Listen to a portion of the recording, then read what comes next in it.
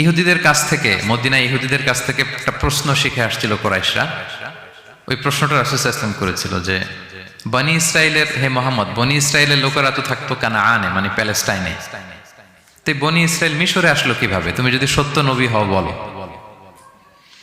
আবার কেউ কেউ বলেছিল যে ইউসুফ আলাইহিস সালাম, ইয়াকুব আলাইহিস সালাম, ওনারা থাকতো প্যালেস্টাইনে, ওনারা মিশরে আসলো কি করে বলো।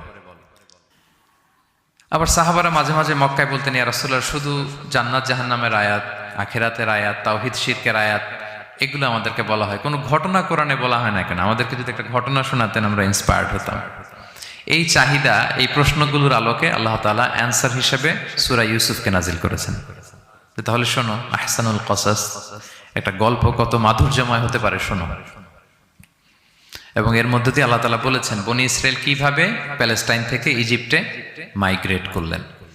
এভাবে অনেক নবীদের ঘটনা আল্লাহ তাআলা কোরআনে আমাদেরকে